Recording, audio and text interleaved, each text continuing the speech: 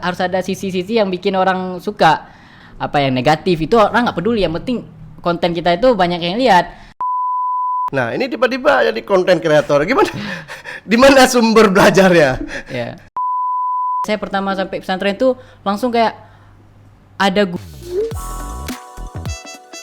Assalamualaikum Tunku Ikhwanul Ikram. Waalaikumsalam. Bapak sehat? Sehat, alhamdulillah. Oke. Kita sambung ya. Bahwa tapi betul memang Ikhwanul Ikram tidak melanjutkan SMA.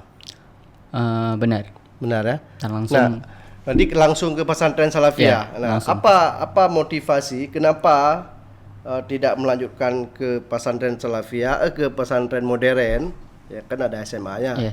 Ini dari kelas, saya dengar juga juara umum juga di Jemalamal dulu kan. Juara umum di Jemalamal, lalu masuk pesantren Salafiyah. Yang kita ketahui itu kita belajar kitab kuning. Nah, apa landasan inisiatif itu? Nah, silahkan berbagi. Tunggu. Jadi mungkin kalau ditanya kenapa mau masuk ke pesantren Salafi, padahal waktu itu banyak banget orang kayak kenapa nggak pergi ke pesantren yang lebih terkenal di Banda ini, kan banyak tuh. Banyak tuh SMA ataupun banyak lah yang udah terkenal. Jadi kenapa malah milih pergi ke pesantren Salafi? Nah, sebenarnya jawabannya tuh simple. Sekarang tuh sekolah, mungkin bukan kita memojokkan sekolah, tapi sekarang di dunia digital ini semua itu nggak harus dipelajari secara tatap muka. Tapi kita bisa dapetin semua itu bisa dari media apapun. Betul. Nah, tapi ada satu hal yang nggak bisa didapetin dari media, yaitu ilmu agama. Karena kalau ilmu agama kita pelajarinya itu di YouTube, kita nggak akan dapetin sesuatu yang namanya feel ilmu itu sendiri, itu nggak dapet. Makanya kenapa kita harus ilmu agama itu memang harus dipelajari sama guru. Bahkan kalau kita nggak punya guru, bisa-bisa kita sesat. Karena memang ilmu agama itu pure-nya tuh dari dulu nggak pernah bisa diubah-ubah. Sedangkan kalau kayak ilmu tentang teknologi itu tetap ada yang bisa mempelajarinya tanpa harus datang secara langsung, tanpa harus melihat secara langsung, tapi cukup dengan modal satu handphone aja kita udah bisa mempelajari teknologi. Tapi kalau ilmu pengetahuan agama itu nggak bisa. Sedap. Nah, itu ada nggak banyak kawan-kawan yang lain, anak-anak Aceh lain seperti Ustadz Tunku Ikhwan ini, yang kemudian dari selesai MSen lalu ke pesantren tradisional, ada nggak? Banyak banget sih, banyak banget. Dan itu hampir sama juga, karena memang kan secara apa yang membedakan? Menurut Ikhwan, apa yang membedakan pengetahuan di sekolah atau di pesantren modern dengan pengetahuan yang kita dapat di pesantren Salafiyah? Bedanya tuh sangat signifikan ya, karena kalau kita lihat di sekolah, yang pertama kita bisa lihat dari attitude. Attitude itu beda banget loh. Mungkin kita bisa lihat kalau di sekolah itu sering banget guru berantem sama muridnya. Guru ngajar murid ngerjain gurunya, jahilin gurunya. Itu banyak banget. Tapi kalau di pesantren itu bukan dalam artian kita terlalu berlebihan mengtakdim seorang guru, tapi enggak. Kita lebih kayak tahu saat ini kita sedang dididik sebagai seorang santri, dan dalam masa didikan itu kita nggak mungkin orang yang ngedidik kita malah kita pukulin, malah kita jahilin, kan nggak mungkin. Makanya kalau di pesantren, saya pertama sampai pesantren itu langsung kayak ada guru itu dihormatin. Guru itu nggak ada tuh yang kayak dikempesin ban motornya, itu nggak ada. Itu memang nggak ada sama sekali. Kalau di sekolah sekarang ada ya? Ada. Bau kita misalnya nggak sanggup benci banget tuh sama guru itu, paling cuma kayak di hati, aduh nggak suka lah sama guru itu, tapi nggak sampai main tindakan gitu, actionnya tuh nggak ada. Makanya di situ kalau masalah attitude bagus banget sih kalau di pesantren Salafi. Sekarang Tunku Ikhwan sudah kelas berapa? Sudah kelas 5. Kelas 5. Apa belajar kitab apa di kelas 5? Kitab Mahali ya? Ya, Mahali. Apalagi? Mahali itu kitab yang paling diutamain, itu Mahali. Tapi di samping-samping itu ada tafsir Jalalain. Ada kitab apa lagi kalau untuk Quran ada Qawaidul Asasiyah. Itu banyak tuh. Nanti kalau sudah kelas 5 sudah bisa lanjut ke jenjang berikutnya. Ada yang disebut dengan Dayah Salah Mahat Ali. Iya. Nah, itu ya, Mahali itu gimana? Ikhwan masuk itu juga? Iya, Mahali itu lebih kayak kuliah untuk santri di situ khususnya. Okay. Jadi di situ ada kuliah yang namanya itu Mahat Ali.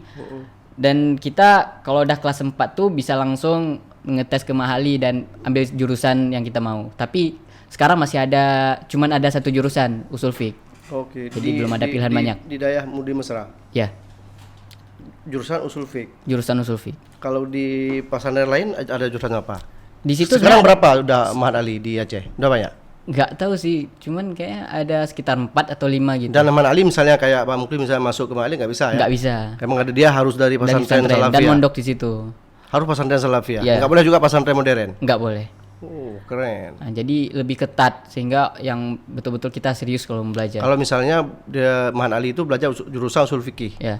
Apa yang poin penting atau dominasi mata kuliah atau mata pelajaran yang dipelajari?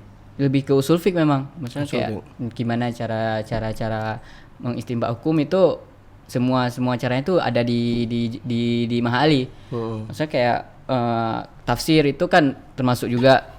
Habis itu tentang ilmu Quran, fikah itu masuk juga, ma'ani, bayan itu semua masuk. Jadi semua yang berhubungan masuk semua. Cuman kalau ada yang pengen kuliah tapi nggak ambil usul fiqh, berarti ada satu lagi universitas namanya itu IAI Al Aziziyah. Oh, okay. Itu Institut Agama Islam. Itu terpisah dari Mahali. Dengan pesantren tradisionalnya ya. Iya, iya. Oke. Nah, ini yang poin menarik ya. Seorang santri yang masih mondok, ya kan? Yeah. Sekarang sedang kelas 5, sedang lanjut juga studi Mahat Ali, dalam artian kuliah semester 3. Tapi tapi ini poin yang kenapa kami undang ini Tengku Ikhwan. Juga dikenal dengan konten kreator. Ya. Bagaimana cara mengatur waktu ini antara mondok dengan mengisi konten-konten positif di media channel YouTube-nya? Gimana caranya? Lebih kayak cari waktu luang dan gak mengganggu sama pesantren. Jadi misalnya kami itu ada waktu istirahat 2 kali, malam sama duha. Jadi setiap sebelum tidur sekitar setengah jam itu misalnya mau buat apa nih yang keluar ide gitu. Tulisin gitu dalam 30 menit itu. Pakai tangan dulu.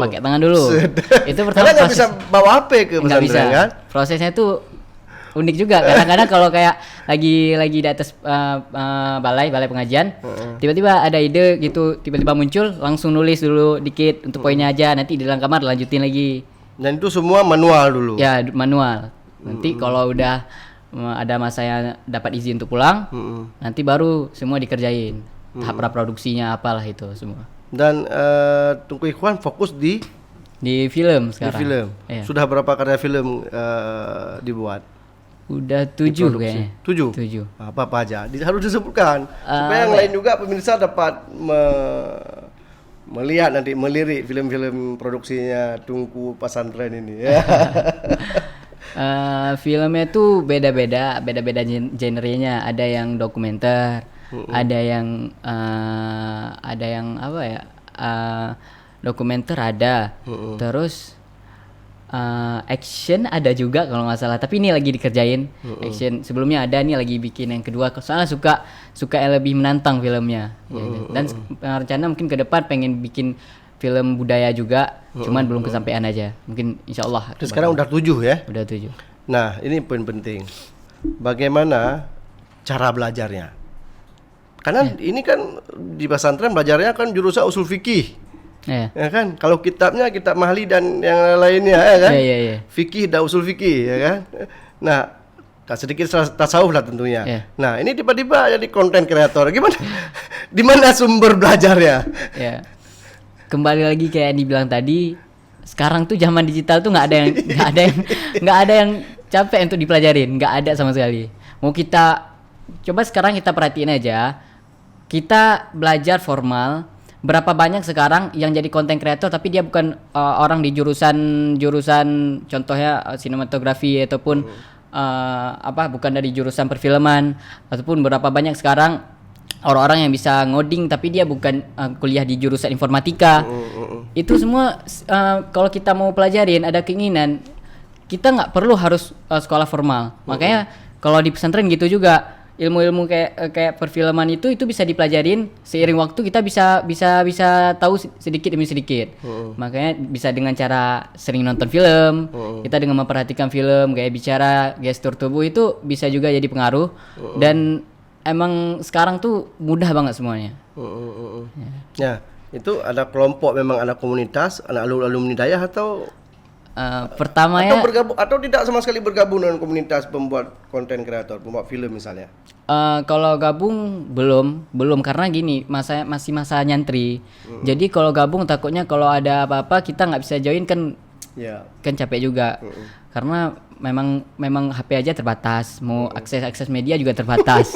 Jadi emang nggak bisa dipakai sama sekali. Tiba-tiba nanti ada yang ngechat ini ada project ini, kita nggak bisa datang, dikira nanti sombong. Jadi mungkin sekarang belum, cuman kayak teman-temanan cari-cari relasi ada.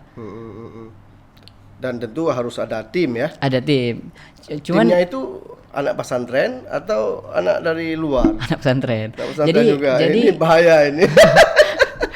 Cuman timnya ini baru ada sih sekarang, dulu belum ada. Cuman sekarang udah mulai nemuin teman-teman yang sefrekuensi sama kita.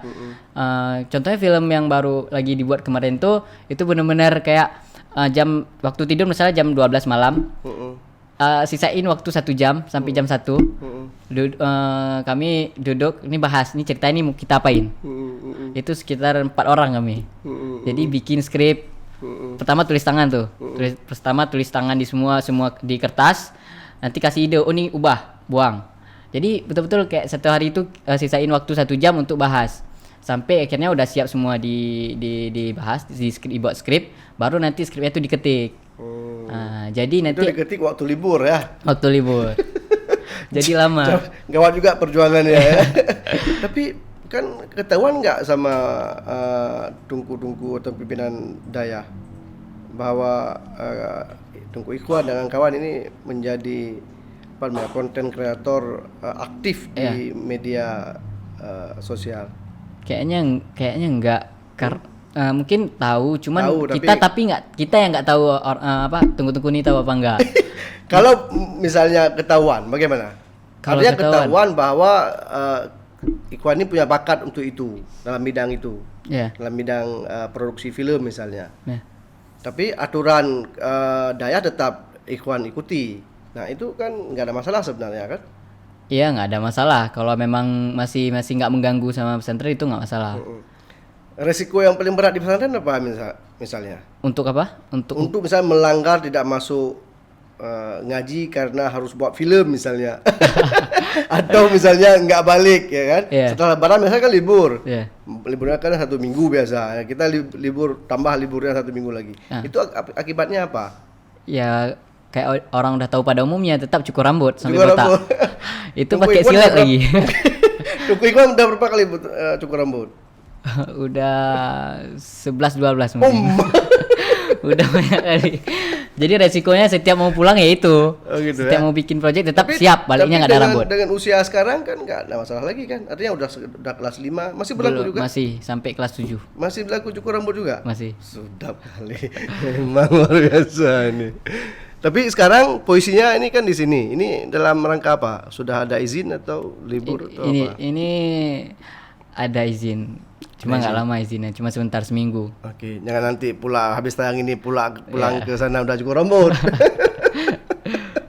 Oke, tadi kan nggak bergabung total dengan komunitas luar karena masih ada komunitas di pesantren. Nah itu tetap manual juga kerjanya ya? Iya, semua manual. Nah, apa kira-kira saran Tungku Ikhwan untuk adik-adik kita ya, untuk kawan, untuk adik-adik di luar yang punya waktu lebih, ya kan? Tuku Ikhwan dengan santri yang punya aturan ketat di pesantren Salafiyah, sedang kuliah S1 juga dengan di Mahat Ali, tapi bisa memproduksi film ya di sela-sela waktu kosong. Nah, bagaimana nih kawan-kawan Ikhwan yang di sekolah umum yang punya waktu senggang panjang? Nah, apa kira-kira motivasi atau saran dari Tuku Ikhwan? Kalau ditanya saran, Ikhwan cuma mau bilang kalau jangan jadikan waktu luang itu sebagai tempat untuk melakukan hal-hal yang sia-sia. Jadi isi waktu luang itu dengan hal-hal yang lebih berguna. Apapun passionnya, kita punya passion masing-masing, dan apapun passionnya itu isi aja waktu luangnya. Sibukin aja diri sendiri dulu. Yang penting sibuk untuk urusan kita nanti dapetin uang atau enggak, ada apa iming-iming di balik itu semua itu enggak perlu peduliin dulu. Pokoknya sibukin diri aja dulu. Apapun kesibukan itu enggak masalah. Kalau memang kita punya dari kesibukan itu kita punya uang, kita punya pendapatan, berarti itu bonus.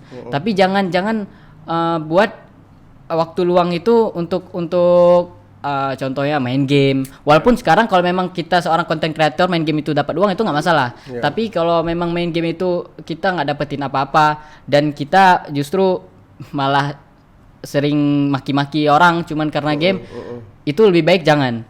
Dan kalau bisa jangan terlalu terpengaruh sama relation yang toksik. Karena kalau kita punya teman toksik itu benar-benar kita nggak bakalan nemu jati diri kita sendiri. Kita selalu dibawa kemana yang dia mau. Kemanapun dia mau, kita terus-terusan di bawah alam sadar kita ngikutin maunya dia. Dan kalau di media sosial itu punya potensi kita untuk ikutin arus itu ya. Iya. Apalagi sekarang kan. Sekarang banyak banget orang-orang toksik mau viral buat yang enggak. Jadi sebenarnya itu enggak banget kalau untuk kita anak muda. Dominasi media sosial kita kan lebih banyak konten-konten yang tanda kutip negatif daripada positif. Nah, apa pandangan Tuku Ikhwan? Itu sebenarnya nggak bisa di apa ya? Dipungkiri. Memang kalau di negara kita, negara plus 62 memang gitu. Kita mau bikin konten yang menarik itu harus ada sisi-sisi yang bikin orang suka. Apa kita masukin sisi-sisi yang negatif, itu orang nggak peduli. Yang penting konten kita itu banyak yang lihat. Jadi ujung-ujungnya kita malah ngikutin apa yang orang mau untuk diri kita sendiri. Sehingga waktu kita ngikutin apa yang orang mau untuk diri kita udah diatur sama orang lain. Demi apa? Demi uang. Dan ketika kita udah dipermainkan dengan uang, kita cuma menjadi badut dari orang lain itu. Betul. Kita harus punya pegangan. Harus punya pegangan. Karena dan Ikhwan punya itu. Harus. Iya, mungkin untuk sekarang insya Allah harus pegang sama prinsip. Iya. Makanya kontennya videonya pun lebih yang positif ya. Iya, mungkin lebih suka bikin yang positif. Perkembangan dunia digital sekarang menurut Ikhwan gimana? Sekarang kalau dilihat miris ya. Karena sekarang gini, konsepnya sekarang menormalisasikan sesuatu yang tabu. Misalnya kalau dulu orang contohnya aja orang joget-joget di depan kamera itu dikatain. Tapi perlahan media membuat itu seakan hal yang normal supaya orang waktu lihat biasa aja tuh. Sama juga mungkin kedepannya orang akan bikin mungkin orang kedepannya akan menganggap perzinaan itu biasa. Karena apa? Udah biasa tuh di TikTok kita lihat bentar kontennya enggak lah. Sehingga pemikiran kita biasa tuh, udah sering kita lihat. Sedangkan dulu itu nggak ada. Begitu kita lihat orang joget kita langsung mandang dia tuh apaan sih ini? Kok nggak bener nih. Tapi sekarang nggak. Makin kita post yang nggak bener, makin orang banyak yang suka. Jadi itu proses untuk menghancurkan bangsa juga. Menormalisasikan sesuatu yang melanggar sebenarnya. Yang melanggar. Sehingga suatu saat nggak ada yang namanya hal yang memalukan lagi. Iya. Sebenarnya ini harus banyak ikhwan-ikhwan baru nih di Aceh ini. Karena kan media sekarang kan media digital terutama kan dengan sangat tergantung pada orang yang menggunakan. Nah, kalau misalnya seperti Ikhwan dan yang lain kan mempergunakan hal yang positif. Nah, seharusnya bagaimana sebenarnya kita lembaga-lembaga pendidikan itu harus dapat melahirkan orang-orang yang mampu seperti ini kan, yang mampu menjadikan media digital ini sebagai media dakwah, ya kan? Bagaimana caranya? Tentu mengisi atau mendistribusi ide, konten, gagasan yang positif. Nah, bagaimana tuh ya supaya lembaga pendidikan pesantren itu harus banyak orang-orang seperti Ikhwan? Gimana caranya? Karena kan kita boleh saja sarjana usul fiqh misalnya, kayak Ikhwan kan nanti jadi sarjana usul fiqh kan? SAG. SAG kan? Ya, tapi kan nggak ada masalah punya skill di bidang digital. Jadi mungkin kalau saran ke apa tadi ke lembaga pendidikan menjadikan media ini sebagai lembaga dakwah kan? Tapi sekarang rata-rata itu kalau di pesantren-pesantren tradisional kalau media itu udah maju banget. Contohnya di Mudi Mesra itu udah punya podcast sendiri, udah punya tim-tim desainer juga, punya tim yang bikin kayak majalah. Dan itu mereka belajar otodidak semua. Dan itu memang betul-betul otodidak, nggak ada yang ngajarin. Termasuk Ikhwan. Saya termasuk dalam tim desainernya. Jadi di situ justru kita nemuin kalau saya perhatiin nih. Justru saya lebih ngelihat desain-desainnya di pesantren Mudi itu lebih punya filosofi dan bagus gitu. Lebih desainnya itu mantap. Daripada kita lihat sekarang ada yang mungkin asal-asalan bikinnya. Tapi kalau di situ memang bagus banget dibikinnya. Jadi sebenarnya kalau untuk media sekarang udah diterapin banget di Aceh, khususnya di pesantren-pesantren juga. Dan pesantren tradisional lagi. Dan pesantren tradisional lagi. Oke, Duku Ikhwan, ini kan lagi S1 ya, lagi S1. Nah, kalau apa rencananya setelah selesai S1? Apakah juga mau konsentrasi ke pesantren lagi atau ke UIN misalnya, atau mau ke Eropa atau gimana? Kan harus seimbang kan? Kalau rencana yang planningnya itu yang udah ada, mungkin selesai S1-nya itu mau rencana keluar dari Indonesia. Kemana rencana?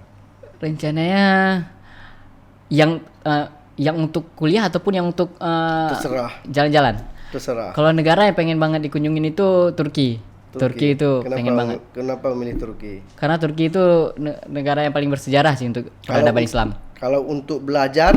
Kalau untuk belajar, pengennya belajar keilmuan yang Ikhwan geluti misalnya, gimana? Apa ya? Belum ada? Belum ada kayak. Kalau mau belajar dunia skill ini, teknologi digital ini? Mungkin kalau digital ini nggak sampai belajar khusus, cuman kayak ikut short course saja. Tapi kalau untuk keilmuan kayak mau melanjutkan keilmuan itu mungkin bisa ngambil di negara Timur Tengah mungkin ya. Kalau memang jadi. Sedap kali, memang luar biasa ini. Hafal Quran masih? Ada, masih, cuman waktunya sekarang udah lebih dikit dari dulu. Berapa juz sekarang? Sekarang 20. Masih berarti ya? Masih, emang belum tambah. ada coba nambah, cuman pas nambah memang karena waktunya satu hari cuma ada waktu 1 jam, dan itu nggak cukup untuk nambah. Memang yang ada nanti kalau kita nambah yang belakang lupa lagi. Jadi tunggu ada waktu luang lebih banyak pas nanti jenjang berikutnya. Baik, makasih Duku Ikhwan. Ini adik-adik terutama anak-anak Jemaah Amal ya kan, yang juga santri dari Mudi ini, dari Jemaah Amal juara umum. Nggak sampai juara umum, juga. Kemudian nggak ada SMA, nggak sekolah SMA, langsung lanjut ke tradisional. Sekarang sedang studi Mahan Ali, artinya sedang kuliah S1 juga ya, Rasul Fik. Makasih. Ada kira-kira yang lain, pesan-pesan yang lain, Duku Ikhwan? Pesan untuk siapa nih? Siapa aja. Mungkin pesan, jangan pernah memandang sebelah mata orang-orang yang orang-orang yang mempelajari ilmu agama karena seolah-olah mereka itu kolot, nggak tahu apa. Karena sekarang justru kalau kalian lihat orang-orang yang lebih banyak wawasannya, lebih banyak pengaruhnya ke dunia sekarang, itu justru orang-orang pesantren. Karena di pesantren itu kita dituntut untuk mandiri dan dituntut untuk berpikir. Jadi kita di situ itu semua kehidupan kita dipantau. Kalau kita sekolah, kita nggak ada yang mantau. Pulang sekolah mau kita kemanapun nggak ada yang peduli. Bahkan kita bisa aja kita nggak ke sekolah, kita larinya ke warnet. Tapi kalau di pesantren nggak bisa. Hidup kita selalu terpantau. Hidup kita selalu dituntut untuk bisa ngelakuin apapun itu. Jadi ketika kita mau mempelajari hal lain, kita akan terbiasa dengan tuntutan itu sendiri. Intinya mengisi waktu dan disiplin. Baik, makasih Tungku Ikhwan. Tapi sepertinya ini kita harus sambung di podcast kedua. Oke. Mungkin lain waktu. Makasih Tungku Ikhwan ya. Assalamualaikum warahmatullahi wabarakatuh. Jika video ini bermanfaat untuk Anda, silakan subscribe, like, dan nyalakan loncengnya.